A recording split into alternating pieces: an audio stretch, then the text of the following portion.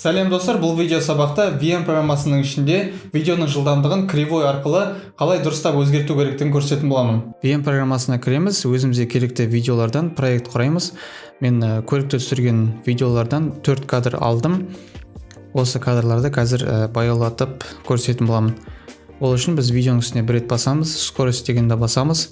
Видеоның жылдамдығын өзгертудің екі түрі болады: кривая және стандартный деген. Стандартный деген бұл бүкіл видеоның, бүкіл кадрдың басынан аяғына дейін жұмыс жасайтын болады. Мысалға мен 0.5 2 есе баяулататын болсаңыз, кадр басынан соңына дейін баяулайтын болады. 2 есе болатын болса, 2 есе көбейтетін болсаңыз, сәйкесінше 2 есе үлкейеді. Ал бізге керек қазір кривая үйренетін боламыз. Кривая дегеніміз бұл белгілі бір уақыт арасында видео баяулап, дереу жылдамдығы артатын болады. Көбінесе қазір кезде монтаждаған кезде, егер осы көлік түсіретін болса, көбісі осылай монтаждап жүр. Ең басында бір кадрдан екінші кадрға ауысу үшін дереу басталып, екінші кадрға дереу өтетін болады. Оны осылай жасайды.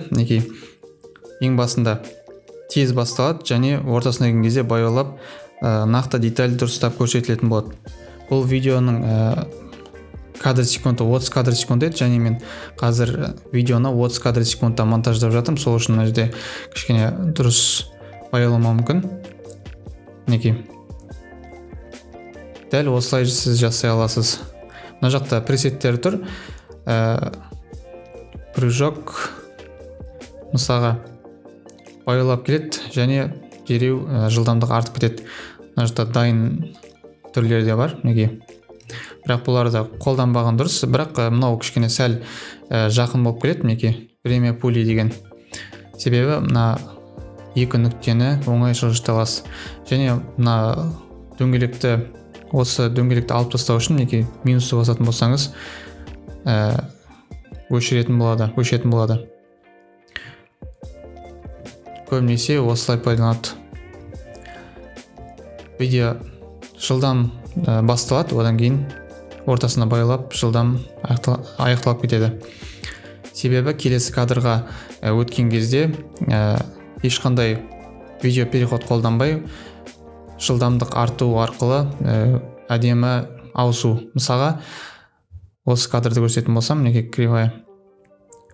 Жаңағыны қолданайық, время пули дегенді.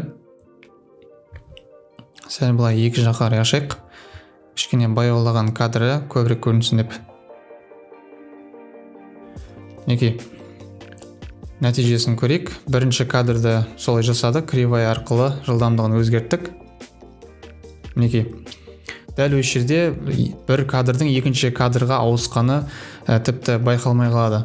Сол кезде әдемі ауысатын болады. Сол үшін осы кривая арқылы жылдамдық өзгерту қолданылады. Осы 4 кадрдың барлығын қазір жасап шығайын. Сол кезде нәтижесін көретін боласыздар.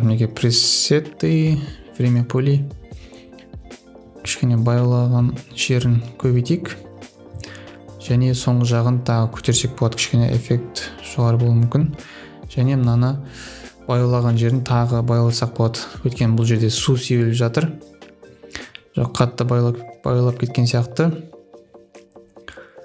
Төртінші кадрды солай жасаймыз, кривая арқылы. Время пули деген сәл бізге керекті жылдамдыққа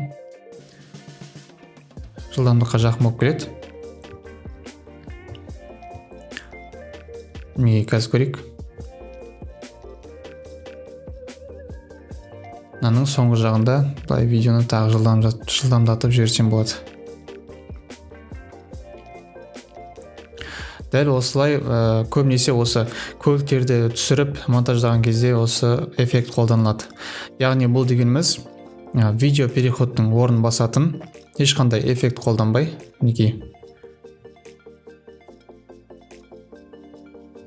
Байқасаңыздар, ортасына бір переход тұрған сияқты. Переход ол басқа нәрсе. Көбісі қазір осы зумды қолданады. Бірақ бұл ешқандай переход емес. Бұны алып тастайық. нет деп. Мінекей. Дәл осындай кривая скорості кадрлардың ортасындағы переход үшін қолдана аласыз. Мінекей. Дәл осылай. Егер де сізде мынандай жағдай болатын болса, баяулатып және ортасында тездетіп жіберу керек болатын болса, осыны қолдансаңыз болады. Прыжок кат деп жазылып тұр мына жерде. Сәл осылай өзгертіп, өзіңіздің ыңғайыңызға қарап. Мінекей. Дәл осы кривая арқылы сіз эффект видео переходта жасай аласыз. Достар, егер осы видео сабақ сізге пайдалы болатын болса, осы видеоға лайк басуды және арнама тіркеліп алуды ұмытпаңыздар. Келесі сабақтарды көріскенше сау болыңыздар.